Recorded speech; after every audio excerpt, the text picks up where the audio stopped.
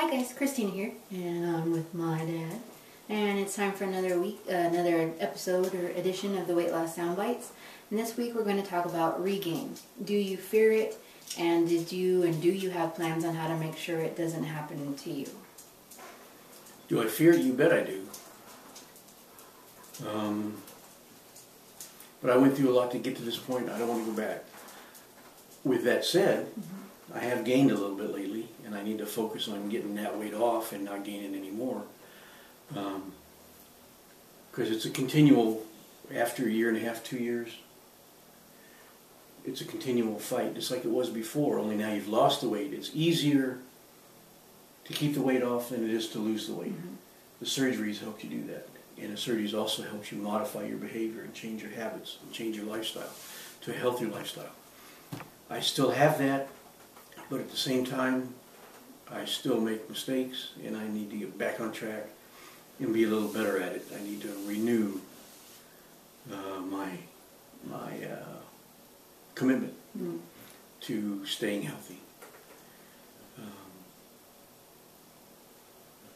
Make sure it doesn't happen to you. I'm looking at her question. Do you fear it? Anybody that's been 330 pounds or more and is now much more normal and knows the difference in so many daily tasks and in being healthy and looking forward to living longer and having a better quality of life during those longer years. If you don't fear this entire process, you're not normal. When I made the decision to have the surgery, I lost a lot of fear, but not all of it. Yeah. Because if you don't fear general anesthesia and surgery and a drastic lifestyle change and all that stuff, if you're not aware of how serious it is, you're not ready for the surgery.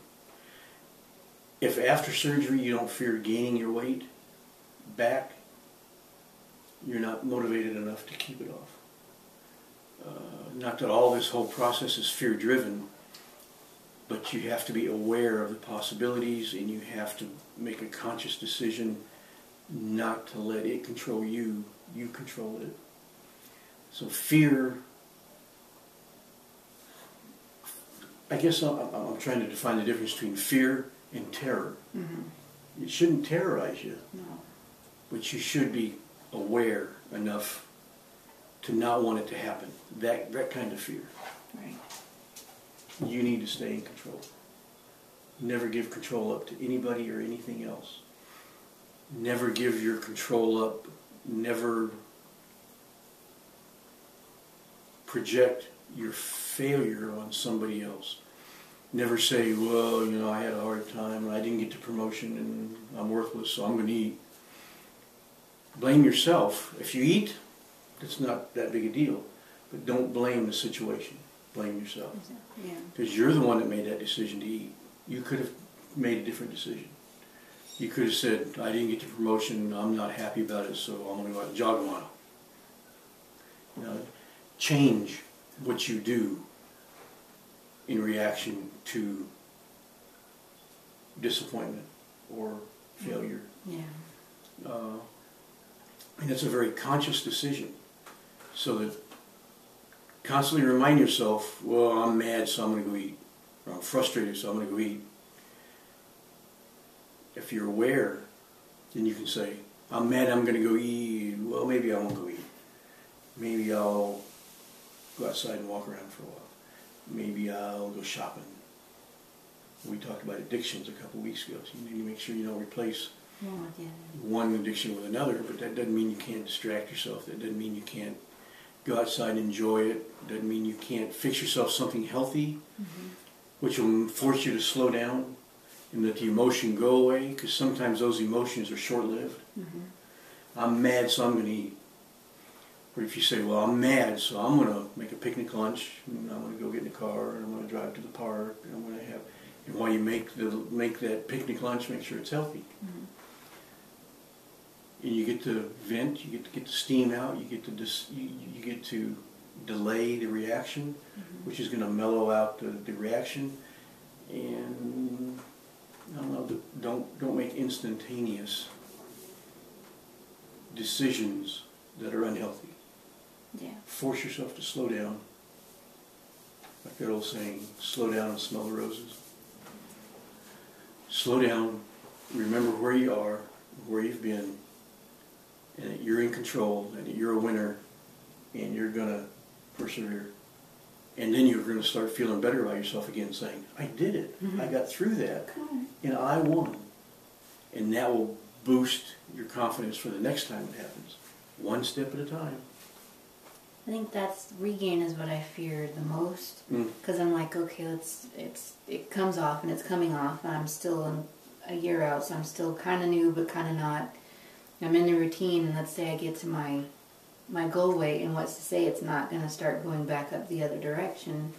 While I think I've changed some habits and keeping your stomach small and not overeating too much during that first year, even after that, to try to keep your pouch as small as you can, that helps because you still have that restriction. But there's always that thing in your head, well, if it came off so easy, and it can come on just as easy if you don't make the right decisions.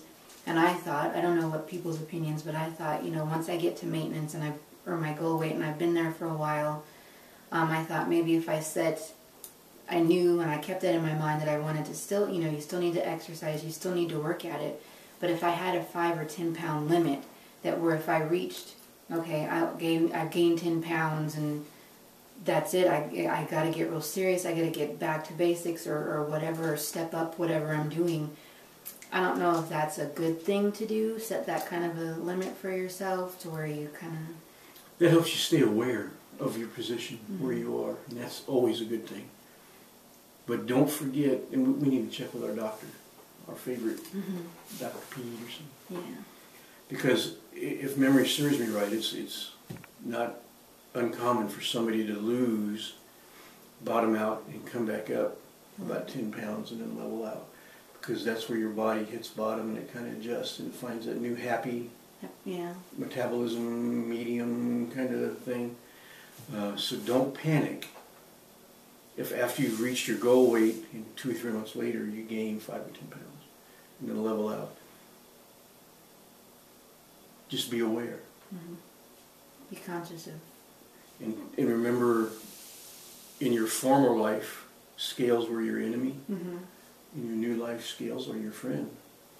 You have to be aware of what your body's doing, so you can apply your own solutions. You can either be happy with that and stay there, or say, no, you need to drop it back down a little bit. And that goes all back to you being in control, not the food. Right. Cool. Okay, well, I think that's all we have for this week, so we will see you next time.